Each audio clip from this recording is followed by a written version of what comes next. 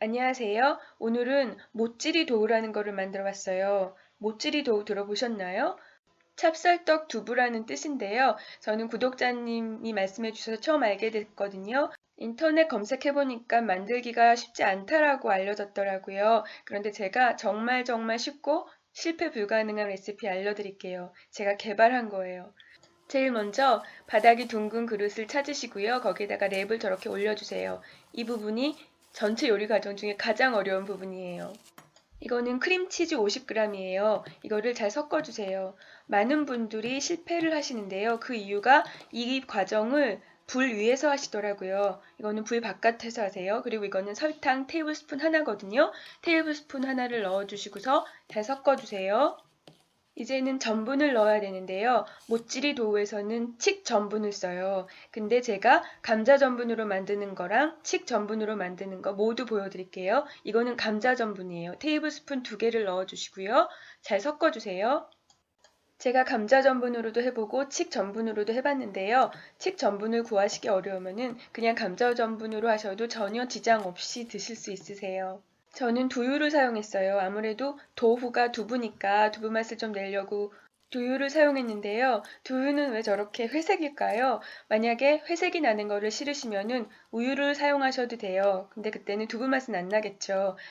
그리고 그릇에 붙어 있는 크림치즈를 다 긁어서 두유 안으로 몰아 넣어주세요. 그리고 팔뚝에 힘이 강하신 분은 이대로 저어주세요. 그래서 크림치즈 덩어리를 다 풀어주시는데요. 저는 블렌더로 할게요.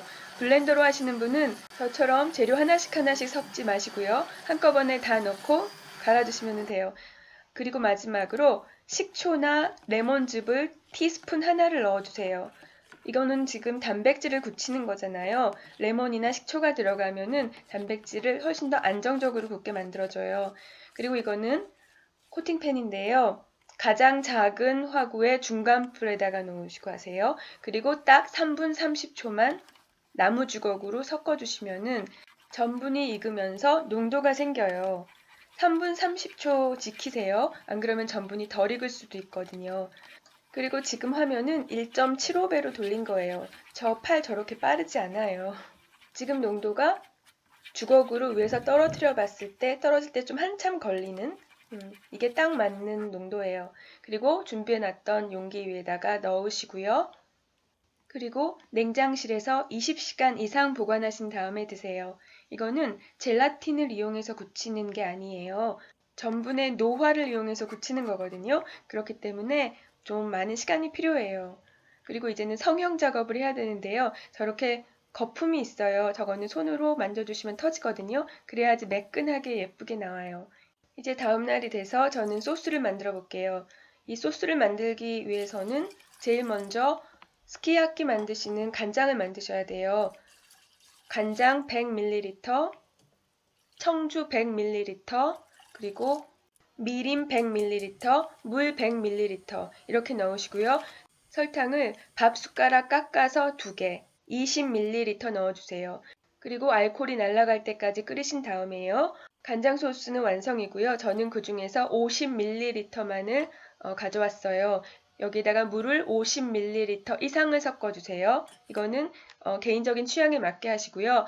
어, 저는 집에 팥이 있어서 팥을 한 숟가락을 넣거든요. 근데 만약에 팥이 없으시면은 설탕을 그냥 밥 숟갈 하나 넣으시면 될 것 같아요. 그리고 끓여주신 다음에 체에 걸러내세요. 그리고 얘를 다시 팬으로 가져와서요. 감자 전분 티스푼 반 개, 여기에다가 물을 2배 넣고 섞으신 다음에 이 전분물을 흘려주시면서 나무젓가락으로 저어주시면은요. 약간의 농도를 가진 간장 판물이 돼요. 이제 소스는 준비가 됐어요. 이거는 식혀주셔야지 돼요. 그리고 이거는 제가 감자 전분으로 만든 모찌리 도후예요. 이거는 20시간 동안 냉장실에 놨었거든요. 이거를 이제 그릇에다가 얹어 볼게요. 탱글탱글하게 지금 잘 굳어 있거든요. 그런데 이때는 제가 성형 작업을 하지 않아서 약간 거품도 있고 그래요. 근데 상관이 없는 게 얘는 민낯으로 사람들 앞에 나서지는 않아요. 소스를 얹어주시고요. 그리고 겨자를 얹고 저는 민트잎을 살짝 얹어봤어요. 그리고 젓가락으로 저렇게 눌러봤는데 세게 누르니까 조금 자국이 생겨요. 그리고 이제는 먹어볼게요. 근데 젓가락으로 좀 잡으려고 해도 잘 안 잡히려고 하고요. 간신히 조그맣게 잘렸는데요. 단면 보셨나요? 매끈해요. 정말 푸딩 같죠? 아주 힘센 푸딩이에요. 사실은 지금 레시피가요. 제 퐁듀 레시피랑 거의 같아요. 퐁듀 남은 거를 냉장고에 넣어두면요. 전분 때문에 말랑말랑한 고무공처럼 변하거든요. 그래서 모찌리 도우를 먹어보지 않은 상태에서 제가 그냥 한번 만들어 봤는데 이렇게 나오더라고요.